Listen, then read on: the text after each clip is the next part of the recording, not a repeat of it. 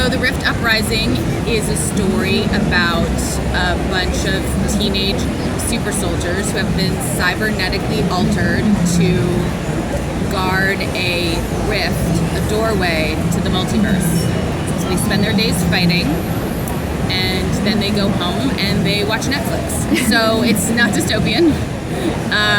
It takes place a little bit in the future, but only a couple of years, and at a real place in Battleground, Washington, at a real military installation called Camp Bottom.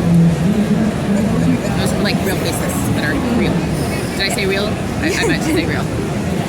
And you're dealing with, as you mentioned, the multiverse, which lends itself to endless possibility. What were your favorite kind of concepts that you toyed with in the book when it comes to the multiverse? Well, obviously I loved evolutionary biology and how like the butterfly effect, like humanoids were like one species, but there's like insect species and, you know, snake people, and like there's so many, but also as a bigger reference, the multiverse is a great metaphor for a young person on the edge of adulthood, because to them, adulthood feels as big and scary to navigate as the multiverse.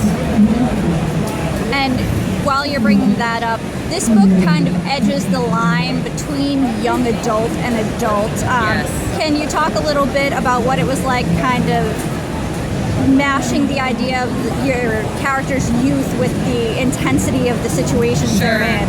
Sure. So I have a daughter who's almost 18. She was 16 when I wrote the book, and it was really important that I got the voice right for a teenager, how teenagers really talk, how they really sound, how ordinary teenagers would sound in an extraordinary circumstance.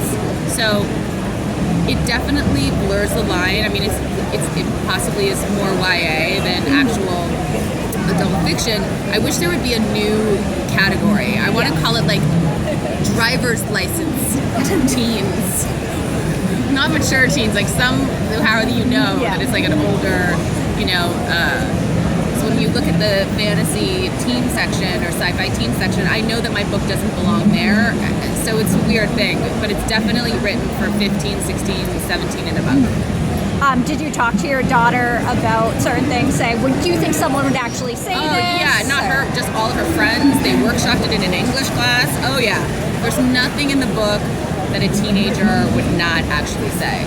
At least in Portland, Oregon. It could be different somewhere else. And on top of writing novels, you are also a songwriter. I am. Do you think that being a songwriter has had a particular influence on your novel work? Absolutely. I mean, you know, when you're writing a song, you get 12 or 15 lines. You don't get exposition. You very rarely get context. So, in my case, although I'm not I don't use brevity that much in real life, but in my actual prose work, I think I can say in one line what might take another author a paragraph to say. Yeah. So it's helped me be concise with songwriting, getting to the point, and being conversational, I think. When it comes to your writing, are you a plotter or a by the seat of your pantser? Plotter. Plotter for sure. I have a notebook. I write in longhand. Every scene is mapped out longhand, what's going to happen. And then I go, so I have just a huge notebook for each book. And then I go page by page. And I say, okay, today I'm going to try to write this scene. And sometimes things develop and things crop up, but usually that process is very structured. And did you have a certain character that you really connected to, whether it be your main character or another one that really was just fun to write? Well, Rin, I connected to her because it's first person present narrative, but Boone is really funny. He's like the guy in Beta Team. He's sort of like the Deadpool character of the, he's very irreverent and a lot of fun, so I really enjoyed writing his dialogue. And what is it that you love the most about science fiction? Because... Oh, wow. I mean, you know, I'm the type of person that if I don't like the way my story is going in my head, I just write a new one. So For me, I love the fact that science fiction, there's no limits. You can go anywhere. As wide and as big as your imagination is how far you can take it. And that's what I love about science fiction. There's just no limits. Who are the authors that you love? Like science fiction, regular authors? Any authors. Well, I love Margaret Atwood.